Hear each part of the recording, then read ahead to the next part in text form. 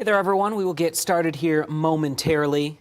It's a little bit of a delay, was having some technical issues getting on to our live stream, but we're streaming to you live on Facebook and also YouTube. So let's get rolling here. We're going to talk first about today's sunshine, which was actually very nice.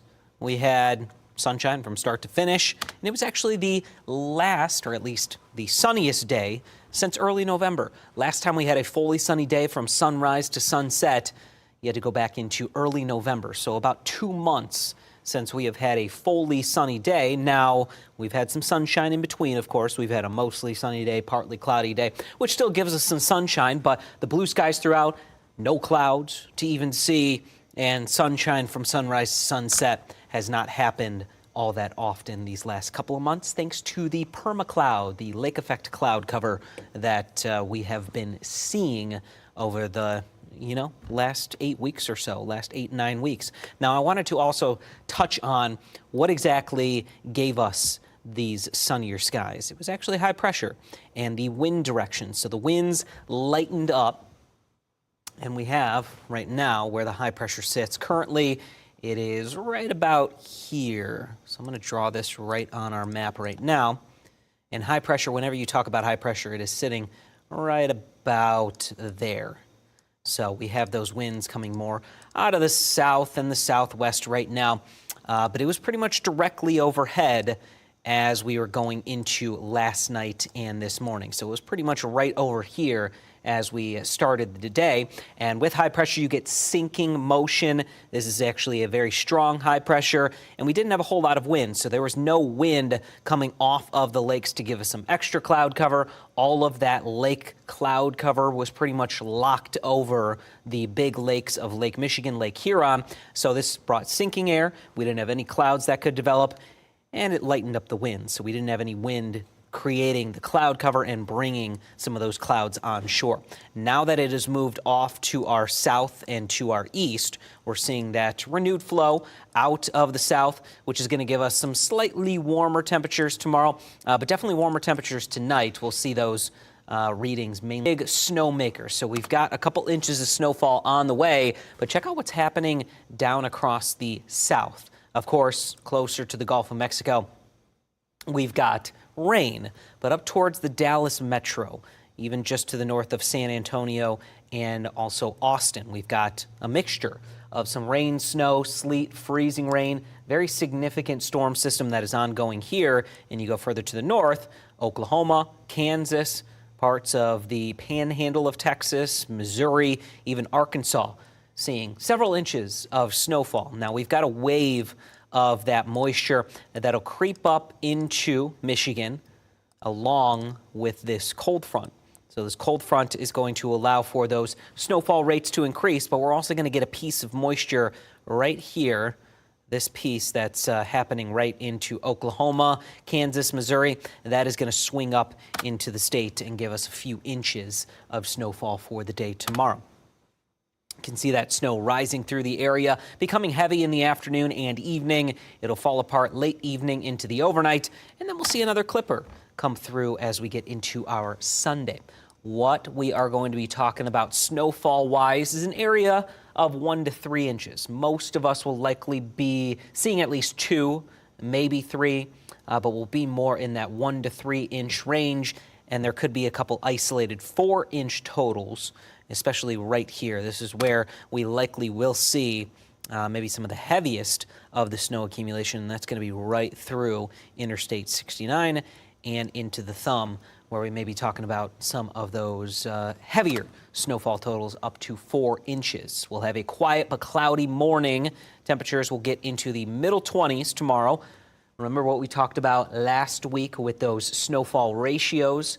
So we are at least talking about a higher snowfall ratio this time around because of the colder temperatures. Remember, colder air promotes the fluffier and finer snowfall. And when the snow starts to stack up, you get more air in between the snow crystals, and that leads to a higher snowfall accumulation. But if you melted it down, you'd get the same amount of water as if maybe you had a snow ratio of 10 to 1. If you melted down an inch there, and maybe an inch and a half or 2 inches with the snowfall tomorrow. You'd get the same amount of snow, but when it gets fluffier and finer, you get a little bit more air, and when you put the ruler in, you get 2 inches, maybe 3 inches, and that's what we will see tomorrow.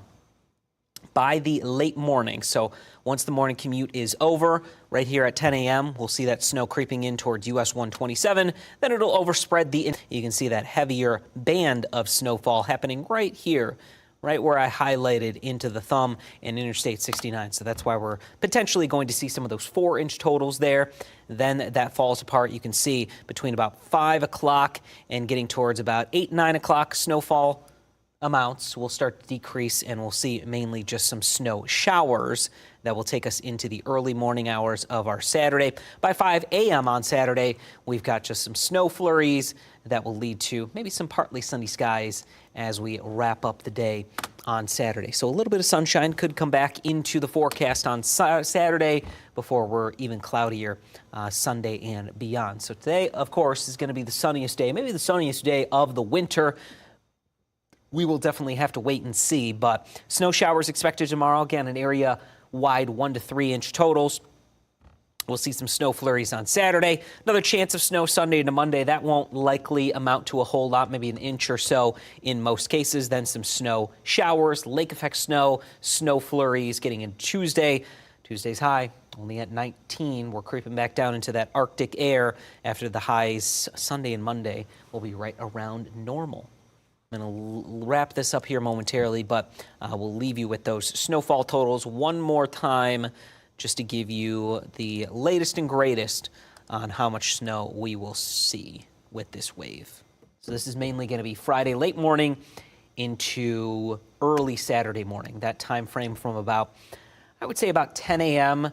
to 2 a.m. So 10 a.m. Friday to 2 a.m. Saturday is when we'll likely see the worst of the snow, with the heaviest of it coming in the afternoon and evening. So tomorrow evening's commute, any evening plans that you have will likely be impacted by snow and maybe even snow-covered roads.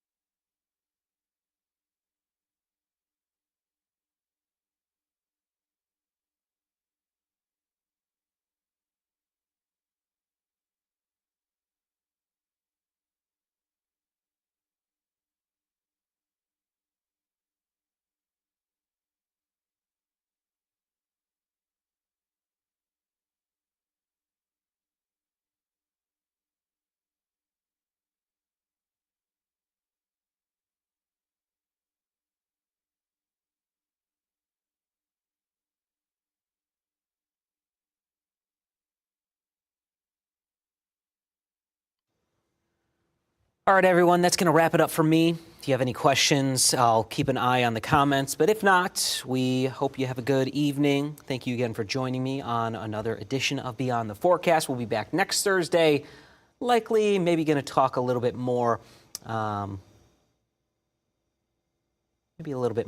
how the lakes can impact pretty much everything in the winter months, unless we have a big snow event like we're seeing out there tomorrow. Stay safe driving in the afternoon and evening on our Friday. Get the shovels out. It'll be a fine, fluffy snow, but still take it easy as you are shoveling a couple inches of snow on our Friday.